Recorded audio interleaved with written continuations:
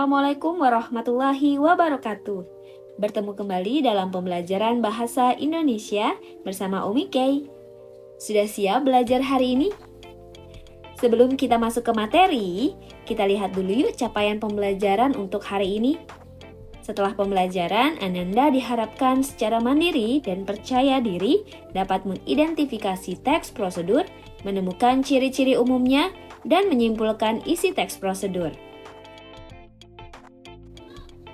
Ketika melihat gambar ini, apa sih yang kamu pikirkan? Apa yang sedang dilakukan oleh pria tersebut? Ya, betul sekali. Pria tersebut sedang menaiki anak tangga dengan cara selangkah demi selangkah. Nah, tahukah kalian bahwa kegiatan pria tersebut yang menaiki anak tangga satu persatu adalah salah satu contoh kegiatan melakukan sebuah prosedur?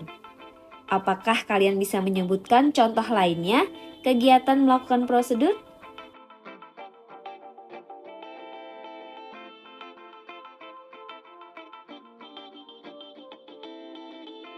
Bagaimana setelah melihat ketiga contoh tersebut, apakah kamu dapat mengetahui apa sih yang dimaksud dengan teks prosedur? Teks prosedur adalah teks yang berisi langkah-langkah atau tahapan-tahapan untuk melakukan, membuat, atau menggunakan sesuatu. Jenis dan tujuan penulisan teks prosedur sangat berkaitan antara satu sama lain. Ketika kalian mengetahui jenis teks prosedurnya, maka kalian juga bisa menentukan tujuan penulisan teks prosedurnya. Berikut ini Umi tampilkan tabel perbandingan antara jenis dan tujuan penulisan teks prosedur. Jenis teks prosedur ada 3, yaitu membuat sesuatu, menggunakan alat, dan melakukan kegiatan. Oleh sebab itu, tujuan penulisan teks prosedur juga ada 3 sesuai dengan jenisnya. Agar Ananda sekalian dapat mengidentifikasi sebuah teks prosedur, Umi berikan ciri-ciri umum teks prosedur, yaitu yang pertama berisi langkah-langkah, yang kedua disusun sistematis dan detail, yang ketiga ditulis dalam bentuk poin-poin, yang keempat informasinya bersifat objektif, yang kelima, 6, dan 7 adalah penggunaan kalimat imperatif, saran, dan juga larangan. Kita bahas satu-satu yuk. Apa itu kalimat imperatif? Kalimat imperatif adalah kalimat perintah yang mengandung makna memerintah atau meminta seseorang melakukan sesuatu. Ciri-ciri kalimat imperatif, yang pertama, jika diucapkan, intonasi akhir kalimatnya naik atau tinggi. Yang kedua, jika dituliskan, diakhiri dengan tanda seru. Dan yang ketiga, dapat menggunakan partikel lah atau kan. Nah, jenis kalimat imperatif itu ada 2 macam. Yang pertama adalah kalimat imperatif biasa yang berisi perintah langsung, sementara kalimat imperatif ajakan adalah kalimat yang memerintah menggunakan kalimat ajakan. Kalian bisa melihat contohnya yang Umi berikan di dalam video.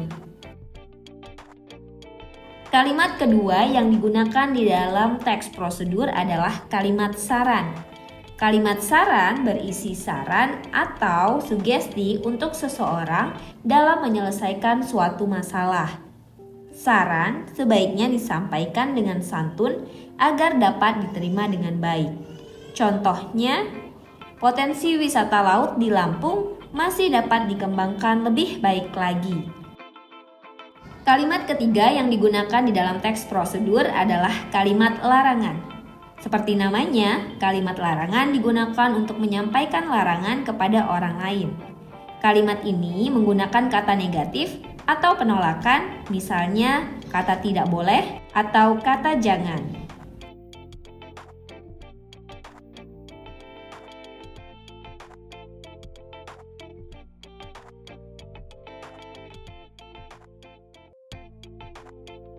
Sejauh ini, apakah dapat dipahami? Kita lanjutkan dengan kebahasaan teks prosedur. Seperti yang kalian ketahui, setiap jenis teks pasti memiliki aspek kebahasaan tersendiri.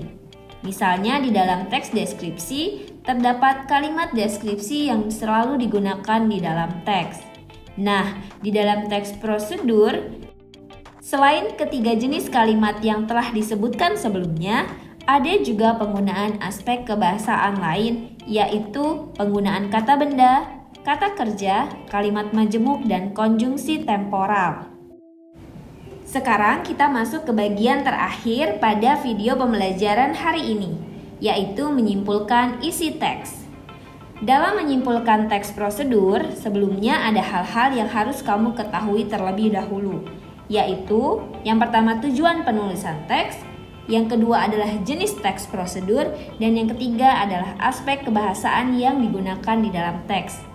Jika ketiganya sudah kamu ketahui, maka kamu dapat menuliskan informasi yang kamu dapatkan ke dalam sebuah paragraf yang singkat namun menjelaskan keseluruhan isi teksnya.